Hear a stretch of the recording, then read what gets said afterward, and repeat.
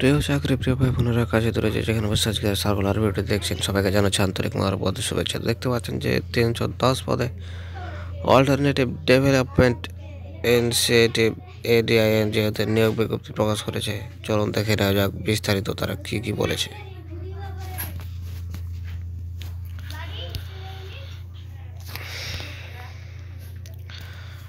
দেখতে পাচ্ছেন যে গণপ্রজাতন্ত্রী বাংলাদেশ সরকারের মাইক্রো ক্রেডিট রেগুলেটরি অথরিটি কর্তৃক অনুমোদিত সনদ নম্বর দেওয়া আছে এবং PKSP আর্থিক সহযোগিতায় পরিচালিত অল্টারনেটিভ ডেভেলপমেন্ট ইনিশিয়েটিভ ADI সংস্থার ক্ষুদ্র ঋণ কার্যক্রম পরিচালনার জন্য সংস্থার ক্রম এলাকায় ঢাকা, কুমিল্লা, চাঁদপুর, চট্টগ্রাম, ফরিদপুর ও মাগুরা জেলার কাজ করতে আগ্রহী প্রার্থীদের নিকট থেকে দরখাস্ত আহ্বান করা যাচ্ছে।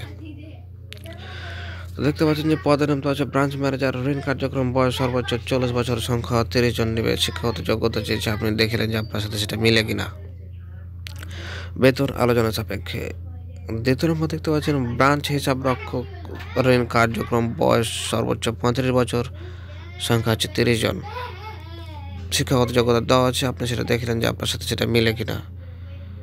3 নম্বর দেখতে পাচ্ছেন সিনিয়র কমিউনিটি অর্গানাইজেশন, বয়স সর্বোচ্চ 35 বছর, সংখ্যা হচ্ছে 50 জন। 4 নম্বর দেখতে পাচ্ছেন কমিউনিটি অর্গানাইজেশন, ঋণ কার্যক্রম, বয়স সংখ্যা 30 বছর, সংখ্যা হচ্ছে 100 জন। ট্রেনি কমিউনিটি অর্গানাইজেশন কার্যক্রম, বয়স সর্বোচ্চ 23 বছর। দেখতে পাচ্ছেন যে ডান দিকে বেশ কিছু বেতনের কথা বলা হয়েছে।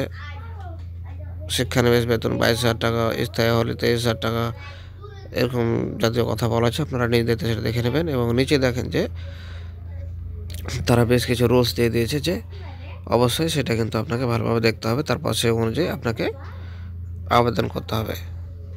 খেয়াল রাখবেন যাতে কোনো কিছু আবেদন করার সময় ভুল না যায় বা ছুটে না যায়, সেক্ষেত্রে কিন্তু আপনার আবেদনটি বাতিল বলে গণ্য হবে।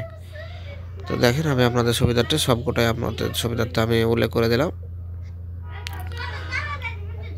একটা অপশান দেখতে পাচ্ছেন যে 1 নম্বর নির্বাচিত প্রার্থীদের 15,000 আর একটাতে আছে 10,000 টাকার জামানত, এটা হচ্ছে প্রদান করতে হবে। এটা কিন্তু ফেরতযোগ্য এবং নির্বাচিত প্রার্থীদের সংস্থার যে কোনো কর্ম এলাকার কাজ করার মানসিকতা থাকতে হবে।